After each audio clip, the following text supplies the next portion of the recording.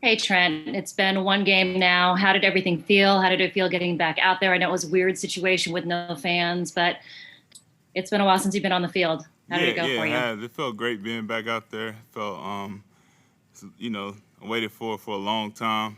At one point, it felt too good to be true, but once that ball kicked off, it was like I was back at home.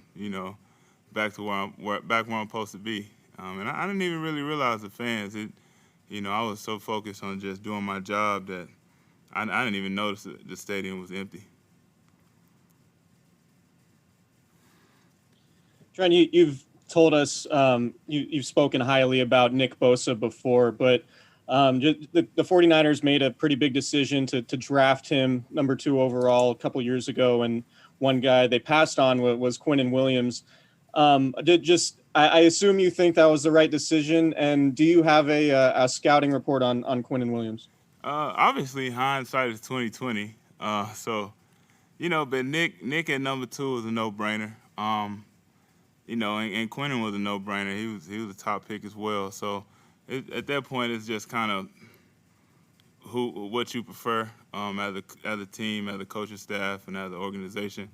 Obviously, I don't think you could have went wrong with either player, but I do feel Nick has turned into one of the best of his position, and like Quinnen has that same ability, and so we expect him to be disruptive on Sunday, and we expect to try to contain him. But both of those guys are saturated with talent, and I don't think you could have went wrong either way.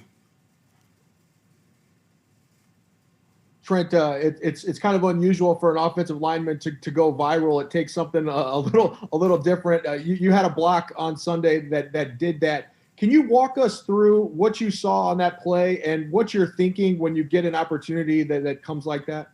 Well, it's a gap scheme play, and we had what was called a guard bubble, which nobody was over the guard, so which frees me up to go straight to the linebacker. I knew I would have pretty much a kill shot on him. I just knew I had to get there pretty quick because if you wait on him, they'll make you miss. They're a lot smaller, so I just wanted to kind of get to the second level as fast as I can and take away the option to go either way and just kind of for the lack of a better expression, just kind of lay him out. Hey, Trent, more on that play. I know a lot of guys were pulling behind you. Do you think that Jordan Hicks really got maybe a little bit distracted about what was going on in the backfield, didn't see you coming on that play? I'm wondering, it kind of looked like he was just a sitting duck out there when you got to him. Yeah. Obviously, his read isn't me. I'm coming from across the formation, so he's. I think his keys are to watch that side of the line, which we got to pull and guard, and all the motions and things were basically pulling him towards me, and he's not keying me, so like I said, I knew I would have a clean shot. Regarding that block and just your overall game, was there any chatter from the Cardinals, from Chandler Jones during the game, after the game, just about you and having you back in the league, back as an opponent? Yeah, I mean, a lot of the guys welcomed me back, said they were glad to see me back, glad to see me healthy. That was pretty heartwarming. But as far as during the game, we just compete. We have a great amount of respect for each other, so we know we're both out there to get a job done. We're pros, and we just try to do it at the highest level. But I mean, I received a warm welcoming from pretty much everybody, not just the guys in the 49er jersey, I was very pleased to see that. Trent, you said you were kind of visualizing this moment every day, when you woke up. How did it live up to your expectations, and what was it like, being able to go against Chandler Jones in your first game back? My expectation was to get a win, so obviously, we left a lot to be had. I just wanted to play well, but I think that doesn't matter when you don't win. So I visualized us winning the game. I visualized me playing, having a dominant performance. So we didn't get the first goal done. So I think the rest really doesn't matter. But having a chance to go against Chandler again, we'll be going against him another time this year.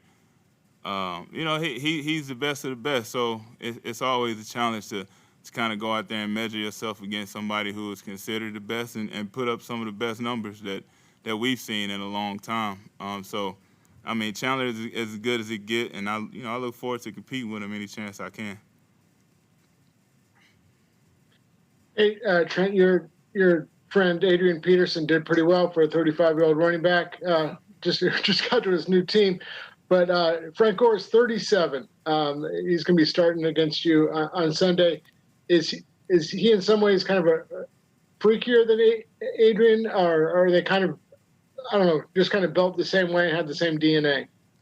I think they have a lot of similarities. They're both old school, tough running backs, and obviously you throw out the age because it's a lot of people don't expect running backs to get that high in age and still play as well as those guys are playing. So it is a bit surprising, but that's the trend nowadays. You see Tom Brady playing to clear into his 40s, Drew Brees doing the same. You see offensive linemen playing at 38, 39.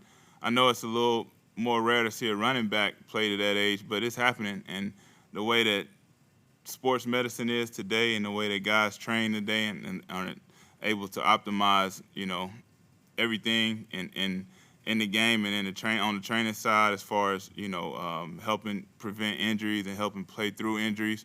I think you'll start to see that more and more often. It's getting a little easier for guys to last longer, and then the daily grind has went down a little bit, no two-a-days. So I think the way that the league is structured now, we'll see a lot more guys get up into the close to 40 age and still be able to play productive football like you see from these two. Trent, you talked a lot about visualization and visualizing winning, visualizing your play. Can you talk about how that's really kind of upped your game and what a big part that is for you?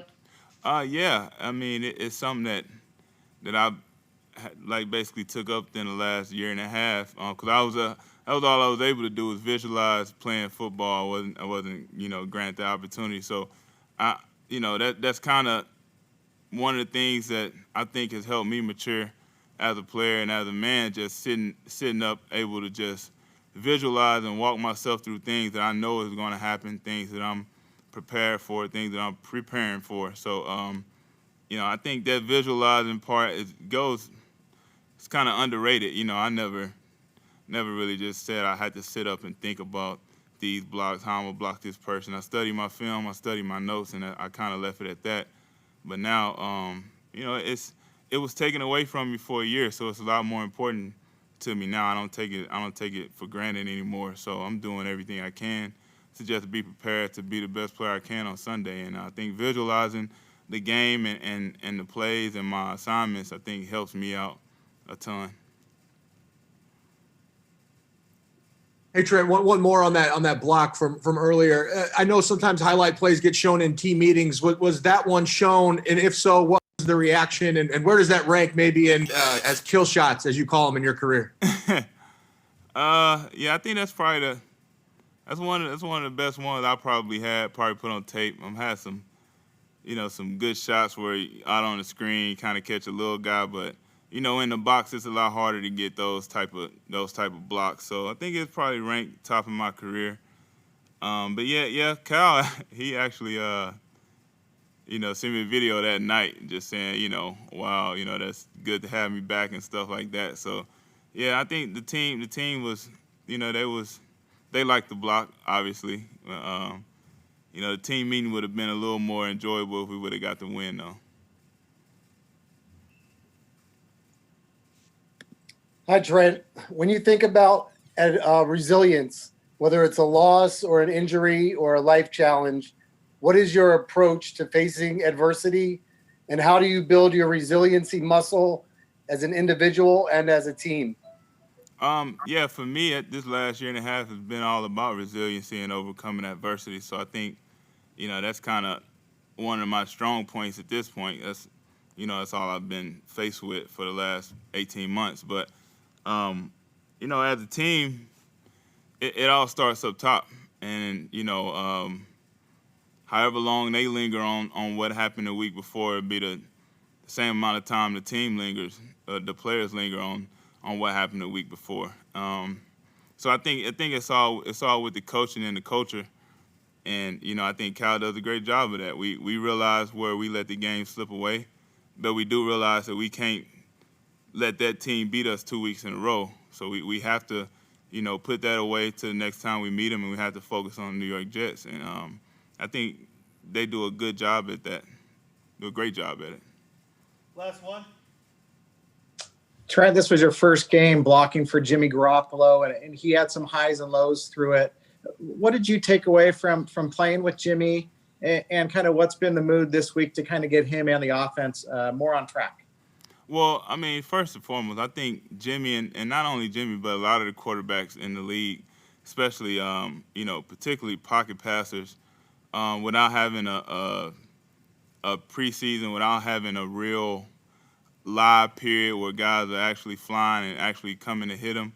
I think that timing. I think it'll take a little minute to kind of link up. That's first game action we've seen. He's seen all 2020. I mean, outside of the Super Bowl, but I think that's one thing that gets overlooked, especially the cohesiveness that they need between the quarterbacks and receivers. I mean, you can get a little bit in practice, but nobody's playing those receivers that hard in practice because you want to protect each other, and obviously nobody's laying a hand on the quarterback. So I think Jimmy did well. I think he controlled the game. He was poised. We kind of drew from that energy he brought to the huddle. And we all had places that we want to improve. That's every player on this team.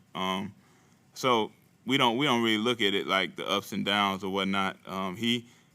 To me, he did what he was supposed to do. He motivated the team. He got, he was poised.